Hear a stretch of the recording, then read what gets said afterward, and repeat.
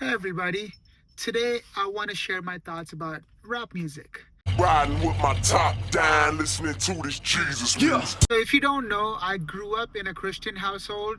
I think Christian household is an understatement because the house that I was born in and grew up in was literally like a door that separated the house from the church. From like the very beginning of my days, like being part of church and doing all the things that normally people do at church and stuff, those were just part of my life. Every Sunday you just go to church, and every midweek service and all that stuff, just kind of grew up in that environment. Church was not like short. It was like, I think, almost from like 9 or 10 a.m to like 1 or 2 p.m. So it was a long time, pretty much every Sunday, and even in the midweek gatherings, it was a long time. So one of the things that I kind of gravitated towards to kind of keep myself entertained was music. And music, when I say music, it's not like we had a lot of instruments. We had this one thing. First, it was like the side drum era, which I don't remember a lot. But then there was this Congo thing, which is like 3 drums. They're all together. It's almost like a bass, a treble, and a mid. So basically, just like a 3 drum set. I don't know if that's what it's called, but that's what we used to call it growing up, a Congo. So that was literally the only thing in the church, and the guy who used to play that was, like, I don't know, for whatever reason, the coolest guy. And then as I grew up, I really wanted to start playing it. And then me and my cousins and like all the people there, we all wanted to play that one drum during church because we all wanted to keep ourselves entertained for whatever reason. So we would, like, in a way, fight for it and all that stuff. So I grew up playing the Congo. So thankfully I can keep a beat. I'm not the so I even, like, eventually moved on to playing drums. But after I came to America, I've actually seen some of my friends play drums, and I'm like, yeah, you guys are like 1,000 times better, so I'm not gonna do that. But I can still keep a beat. Like right now, if you put me on the drum kit, I can keep a beat, and for the most part, I can keep the tempo also. All that to say, that was my introduction to music, right? And, like, obviously, I mean, at least in the 90s, in India especially, internet was not a big thing. So the only way we got any access to music was through church. And I was not a big fan of the Indian, Telugu, Christian music because, I don't know, like, it never appealed to me. But then I always liked the fact of playing the Congos. And that kind of, once again, became my mode of entertainment during my church time. And after that, eventually, like, the only way we could hear other songs were once in a while some Hindu festival or something would happen, and they would, like, blast songs from the movies. Because back in those days, especially in India, songs were not, like, just released by themselves. They were released through movies, at least to my knowledge. And yeah, we were never allowed to go to the movie theater. I don't know how many of you can relate with that, but we were never allowed to go to the movie theater. But we would, like, watch movies here and there on the TV. Not at my grandpa's because my grandpa is, like, super strict, but I know we watched movies other places. But when these Hindu festivals would happen, they would, like, blast these songs, and I think that's how I heard, like, somewhat of a rap song for the first time.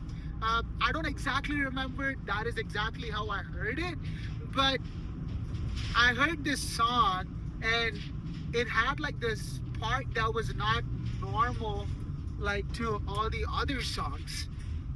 It kind of, well, I'm just gonna play that clip for you, and that was the first time I heard something of a rap.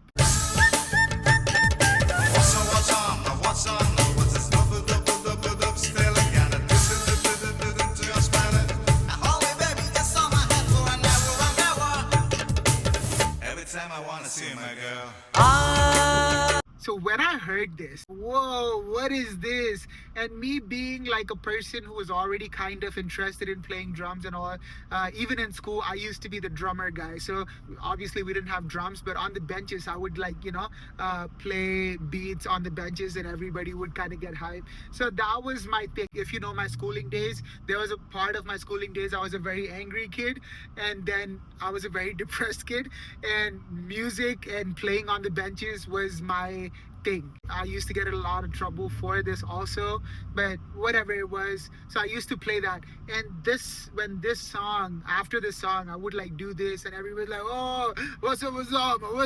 None of us knew what the words were. I still don't know what those words mean, but we just loved the feel of it.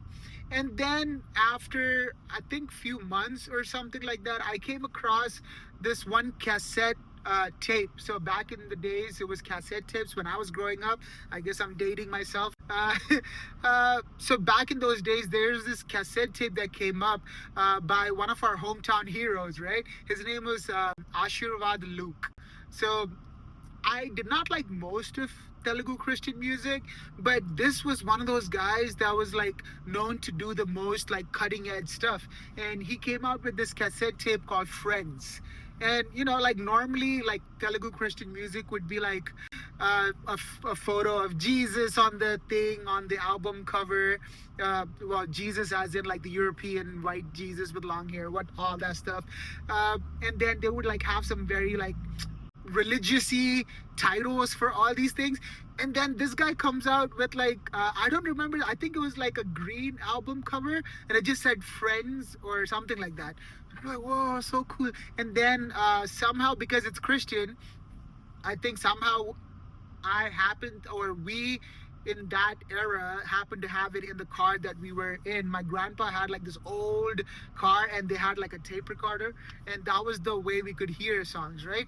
And we had that, and while I was listening to it, there's a song. It's called Nestama Priya Nestama. Basically it says, oh friend, my dear friend. And then in that part, I'm gonna play that too actually. It starts with a rap part. Or does it start with the rap part? There's a rap part in there. And I'm like, whoa, there's a Christian song that has this thing. And I still don't know what the words mean. Like, I mean, I'm going to play it. And after you listen to it, I know it's kind of cringe. But yeah, well, I guess let's do that. I was a young man, I was dropping my pop. Hit the block, grab the Glock, yo, the hammer was cocked. For the next high, I thought the pain would subside. Smoking blunts, hitting drunk with a dirty red eye. I'm at the end of my rope, yo, I got no hope. And my mom was all tripping off the Indo I smoked. I thought this was the end, yo, I didn't understand. Then I met the man that would be my best friend. His name is Jesus Christ, gave us all so you can be saved. Drug a cross for the cost, now the payment's been laid. Consecrate my mind and spirit as I make a joyful sound. Casting down my crown as I hold it down. Casting down my crown as I hold it down. Casting down my crown as I hold it down. Casting down my crown.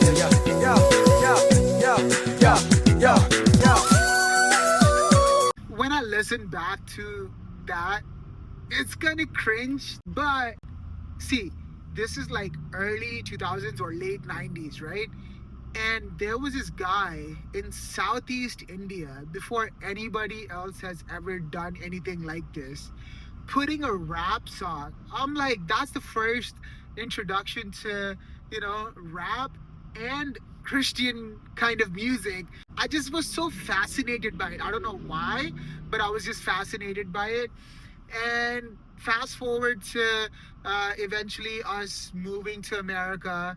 And then my mom, she was like living in the Bronx by herself. That's a whole other thing, because if you know the history of hip hop and rap and Bronx, all that stuff I'm not going to get into. But she was living in the Bronx by herself. So I'm sure she has seen like a very bad version of hip hop, where what many people know it to be, because it was used for some not so good things. But at the same time, so my mom was in the Bronx before we moved to America. When we moved to America, one of my mom's sister and her family, they were living in San Jose, California. So that's where we come into. When we land into America, the first place that we land into is San Fran Airport. And then my uncle comes and picks us up takes us to San Jose, and then I start going to school, right? And I start going to the school, and then in India, we used to wear uniforms to school. Like literally everybody just wore the same thing. In America, when we come here, they're like, well, you can wear anything, but it just has to be black and white. And their explanation for why it has to be black and white, because all the other colors could be like gang affiliated and they didn't want to deal with all that. And I'm like, what is this? If you don't know, I don't know if it's still the same way now, but the school is called like Andrew P. Hill High School, I think. I was just coming into this whole new culture with my already fascination of hip hop, and then I'm like getting into this whole West Coast rap scene, right? I'm like becoming a student of the culture. I'm like researching on this whole thing, and it's just fascinating me that there's a whole culture attached to a music that I was fascinated with.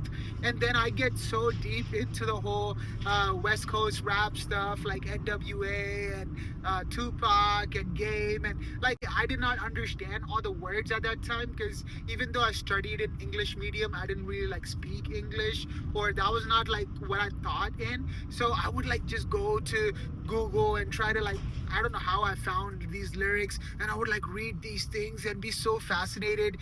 One of the things that I loved, first of all, obviously, it's that beat and like that vibe and all that stuff. But then after I got into it, it was the storytelling, it was the wordplay, it was I'm like, oh my gosh, like they said this one thing, but it means like three different things. And I'm like, my mind is blown. And then we moved to Texas, we moved to Dallas, right?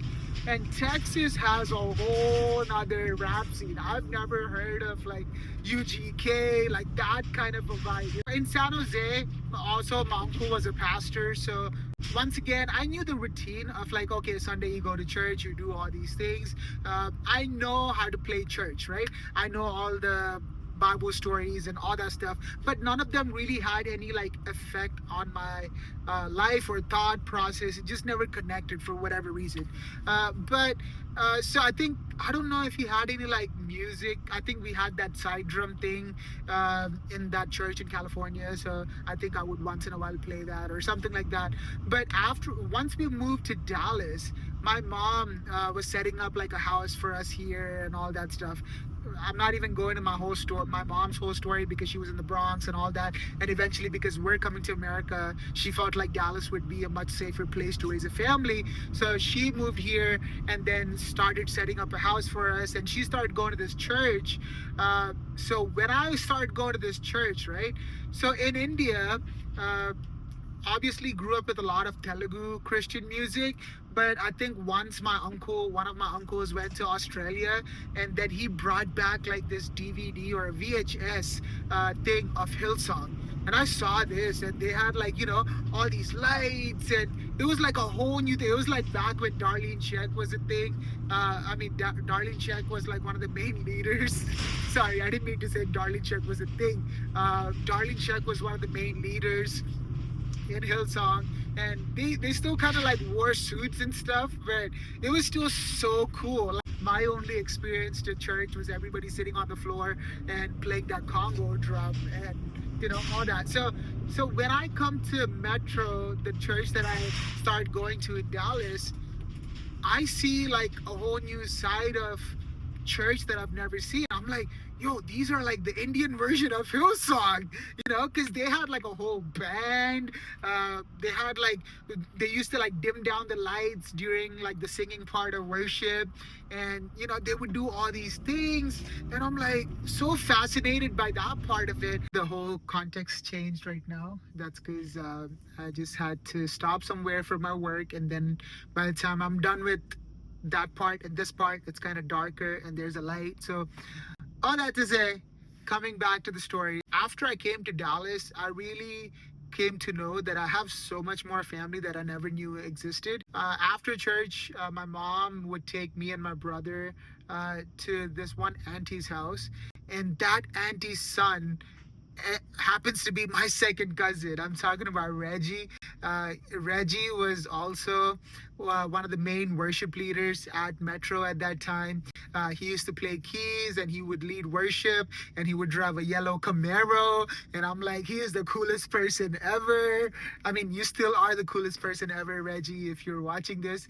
But I was like, man, this guy is the man. And we would actually go hang out at his house. Obviously, I'm sure he had, lunch with friends or whatever he did after church. But then after some time, he would come, home and we would still be there. Because, I mean, my mom would want to spend time with his mom, which is, I think they're like cousins or something like that. But yeah, we would just be there, and I would like wait for Reggie to come, and he had like a little home studio kind of set up and all that stuff, and I would be so fascinated with all that. And I think in one of those hangouts, Reggie introduced me to this group, two guys called Grits. My life be like, yeah. I think Grits kind of like, when I went through that rabbit hole, kind of discovered like DC Talk and the new Toby Mac and stuff like that.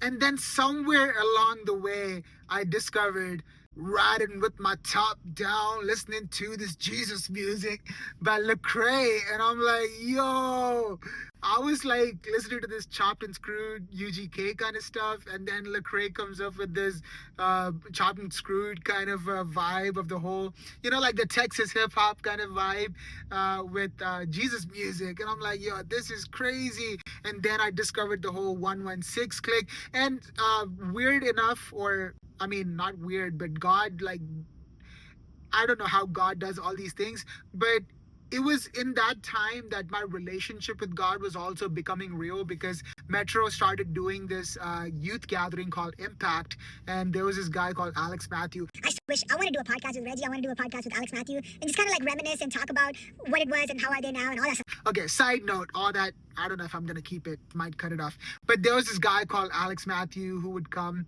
to our Impact meetings, and he was really speaking about God's love.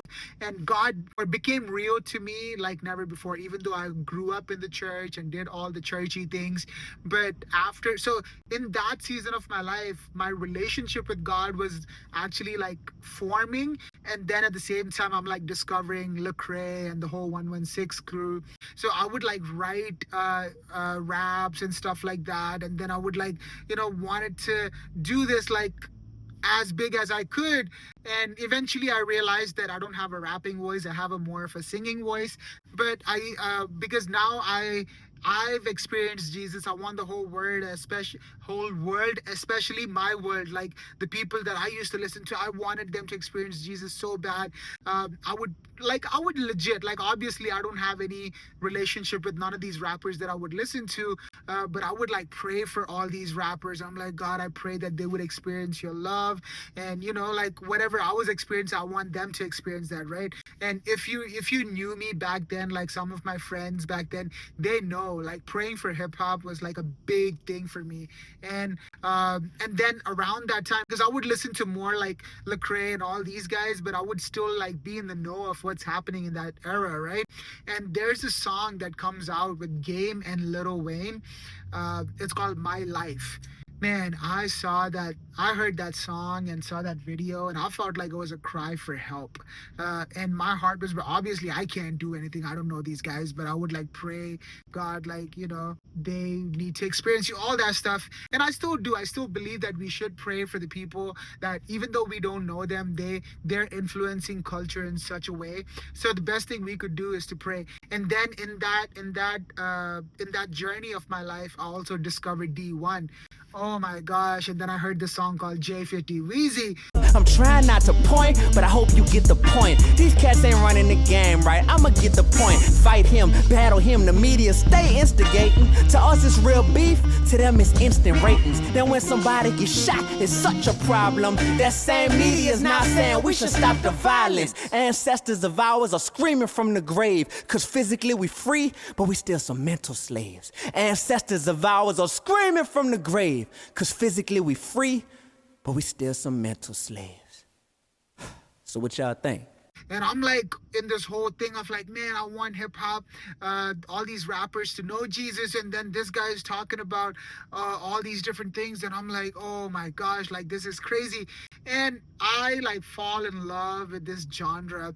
And so much to a point where once my life became transformed, because music was such a big part of my life, I'm like, you know what, even if I cannot be a rapper, I still want to be a light of Jesus in that community, in that culture, right? So that whole saying, or like the thing that NWA made famous, like straight out of Compton, I would be like, no, I'm gonna go straight into Compton. I'm gonna go into the dark places and be the light. And like that was my whole thing. Like I even made like this whole video and stuff. And I'm so grateful for my wonderful pastors who would like see the heart.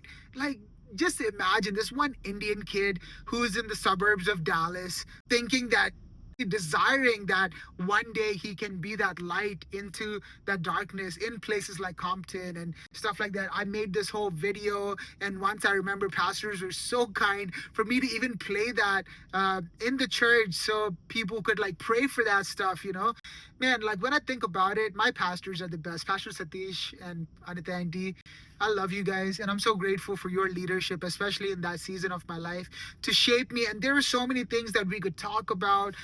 Like there's so many things that we talked about, but I'm not gonna go into all that because it's not about rap and the culture.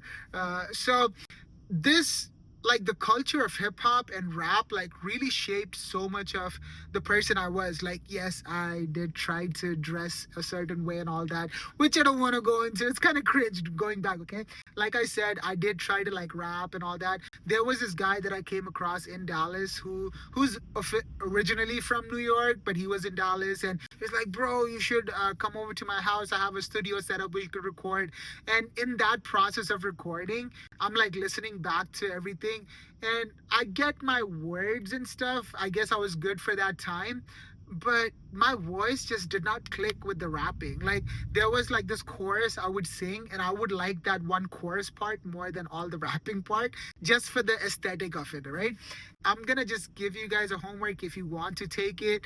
I think there's still this one video of me doing this So Gone challenge. I don't know how many of you remember that, but I did the So Gone challenge and I put it up on my Instagram, my personal Instagram. If you want to dig it up, it's on you. But yeah, that's like my only, I think, available glimpse of me rapping, and I hope that none of my other stuff ever surfaced the internet. But even if it did, it is what it is. That's what I did back in the day. It's kind of cringe, but it is what it is. I at least learned that I don't have a rapping voice, I have a singing voice.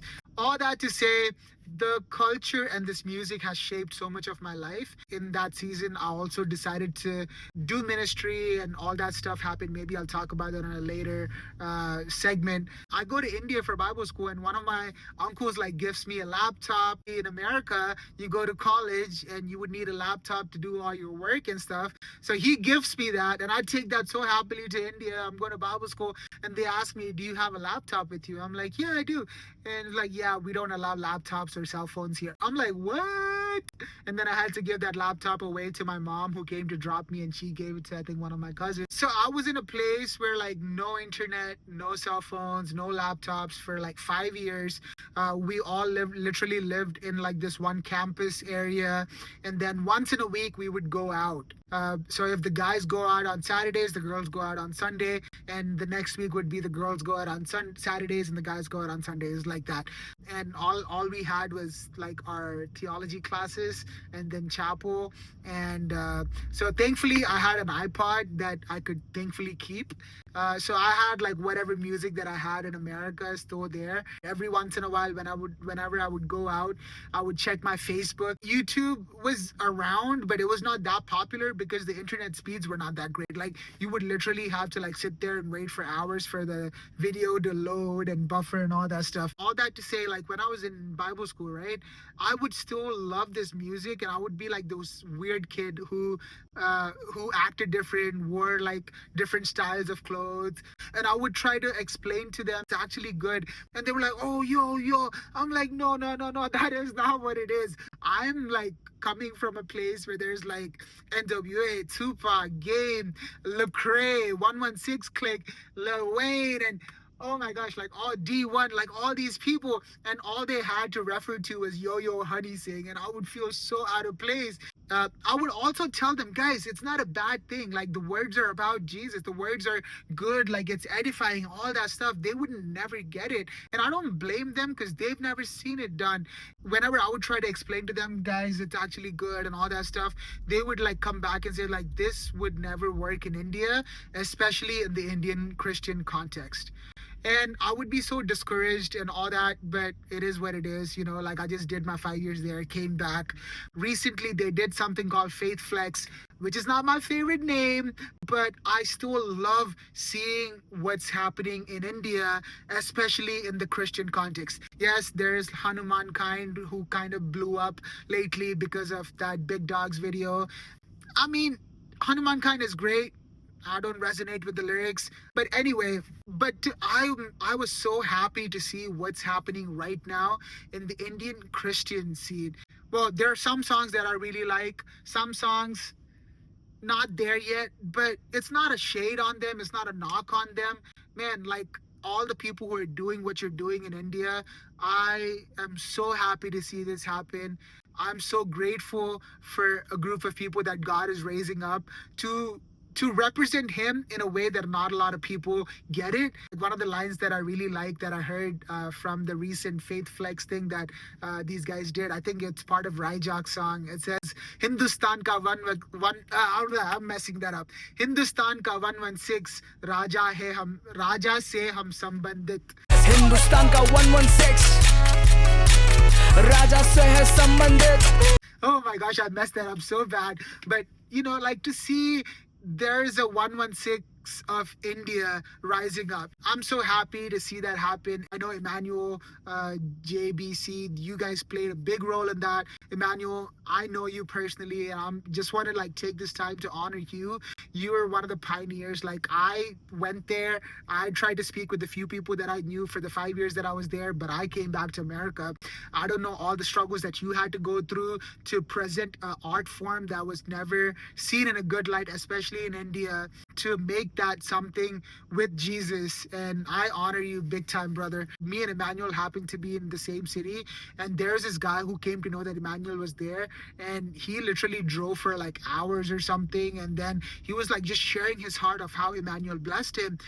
And like I got to see that behind the scenes. Maybe many people might not see it on the videos and all that stuff, but I know I see the heart, and I'm seeing all the people who are doing great things in India, and I'm super happy to see that. So these are my thoughts about rap music and Indian Christian rap right now. I'm so happy to see what's happening. I'm excited to see the growth. I feel like we're not there yet. We're not in the best of the quality of the content and the music yet, but I'm so happy to see the baby steps happening. I'm so happy to see all of you guys doing what you're doing. Hopefully I get to rock out with you guys soon. But until then, thanks for listening, everybody. Would love to hear your thoughts if you want to share them. But yeah, thanks for listening. So happy to see what God is doing in India, especially in the whole hip hop rap scene.